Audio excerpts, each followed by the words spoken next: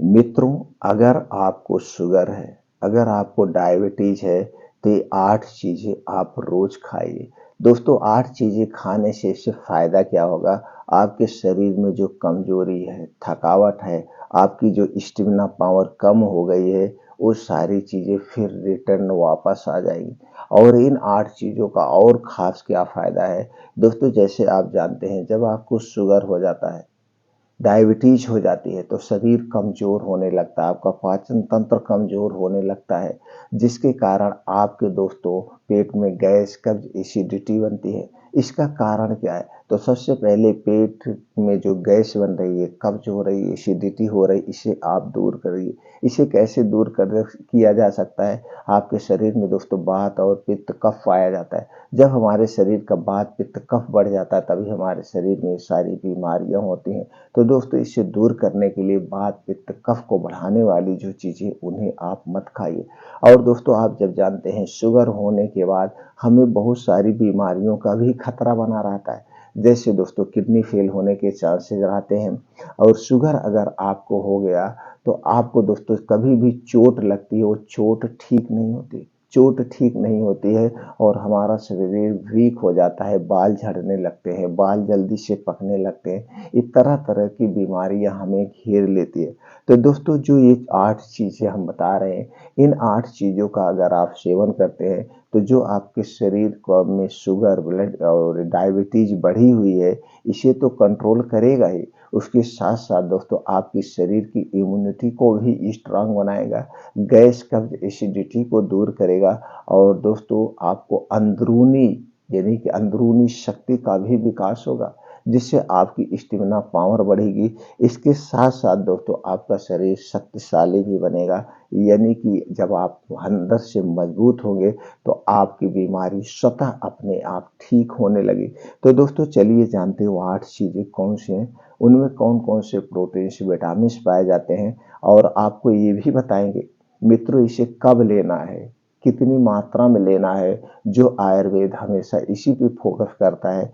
जब आप चीज़ों को सही मात्रा में और सही समय पर खाते हैं, तभी उसके फ़ायदे आपको मिलते हैं। तो चलिए दोस्तों शुरुआत कैसे करना है? तो सबसे पहले मित्रों ये आप जान लीजिए, ये जितनी भी बीमारियाँ होती हैं, गलत खान-पान के कारण होती है, गलत दिनचर्या के कारण होती है। तो आप सबसे पहले आयुर्वेद के कुछ रूल्स अपना लीजिए, जैसे खाना खाने के नियम, पानी पीने के नियम और सोने के नियम। क्योंकि दोस्तों ये हमारा जो शरीर बना है प्रकृति के नियमों से बना है। अगर हम प्रकृति के नियमों का सही ढंग से पालन करेंगे तो हम हमेशा स्वस्थ और निरोग बने रहेंगे। इसके लिए आपको क्या करना है? सबसे पहले तो एक रूल ये अपना लीजिए, सूर्य डूबने के 40 मिनट पहले खाना खाने की आदत आप डाल लीजिए।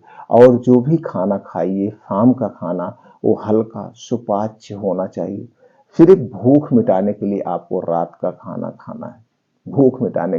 तो दोस्तों जब आप सूर्य डूबने के पहले खाना खाएंगे, जैसे मान लीजिए गर्मी में 7 बजे सूर्य डूब रहा, आप 6 बजे खाना खा लिए, तो क्या हुआ 6 बजे से 10 बजे आप सोने जाएँगे, 4 घंटे में जो कुछ हल्का-फुल्का आपने खाया है, ये खाना सही ढंग से डाइजेस्ट हो जाएगा। अब इसके 2 फ़ायदे हैं, एक तो आपको कभी गैस, कब्ज़, एसिडिटी नहीं होगी। दूसरी चीज़ अगर आपको heart attack, paralysis, brain haemorrhage के चांसेज़ होने के नहीं रहेंगे।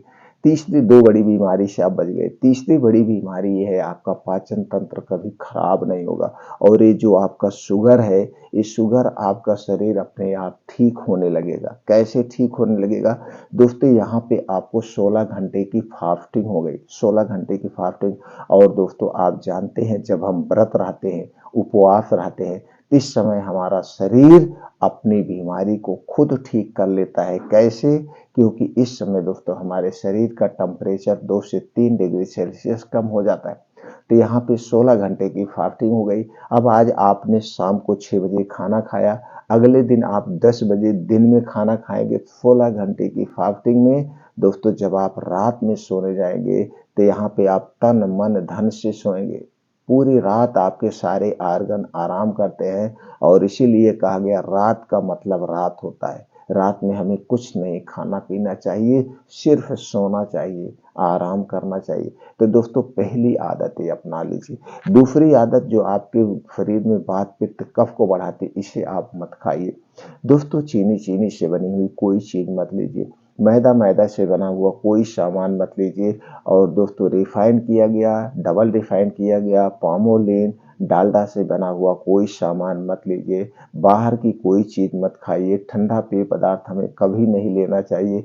शुगर पेशेंट के लिए ठंडा पेय पदार्थ जहर का काम करता है। धूम्रपान, अल्कोहल हमें नहीं लेना चाहिए। रूम टेम्परेचर का पानी पीजिए, रूम टेम्परेचर का खाना खाइए, सारी बीमारी स्वतः अपने आप ठीक हो जाएगी। और डेली रूटीन में दोस्तों 1-2 घंटे का समय आप अपने लिए निकालिए। ये 2 घंटे का समय कौन सा है? सुबह 5 से 7 बजे का समय। इस 2 घंटे के समय में आप अपने आप को जब रोज देंगे तो दोस्तों आपका शरीर कभी बीमार नहीं पड़ेगा। इस 2 घंटे में क्या करना है? 5 बजे से 7, 5 से 6 किलोमीटर का मॉर्निंग वॉक रोज करिए। मॉर्निंग वॉक जहाँ पे मिट्टी भारी घास पे उस पे करिए, नंगे पाँव करिए। मॉर्निंग वॉक के बाद दोस्तों आप वहीं बैठ के 2 योगा जरूर करिए। आधा घंटा अनुलोम विलोम रोज करिए और आधे घंटे आप कपालभाति करिए। अगर 1 घंटे ये आप करते हैं तो आपको कभी कोई बीमारी नहीं होगी। आपका शरीर अपने आप सारी बीमारी को ठीक कर लेगा। और 10 से 15 मिनट बैठ के वहीं मेडिटेशन करिए, ध्यान करिए। जब आप ध्यान करते हैं तो दोस्तों आप चिंता से दूर होते हैं और चिंता बीमारी का सबसे बड़ा कारण है। तो इतना अगर रोज कर रहे हैं तो आपका शरीर अपने आप स्वस्थ और निरोग बना रहेगा। पता ही नहीं चलेगा दोस्तों आपकी उम्र कब निकल गई। तो दोस्तों ये आपको ध्यान करना है, इतनी प्रक्रिया करना है। इसके साथ साथ दोस्तों जब आप योगा प्राणायाम मेडिटेशन करके घर पे आएंगे तो सबसे पहले आपको क्या लेना है, चलिए वो हम जान लेते हैं। तो सबसे पहले जैसे घर पे आप आएंगे 2 से 3 आंवला ऐसे चबा चबा के आप खा जाइए। चबा चबा के आपको खा जाना है 2 से 3 आंवला डेली। आंवला दोस्तों हमेशा आपको मार्केट में मिल जाता है। आप मार्केट में मिल जाता है तो 2 से 3 आंवला आप ऐसे चबा चबा के खाइए।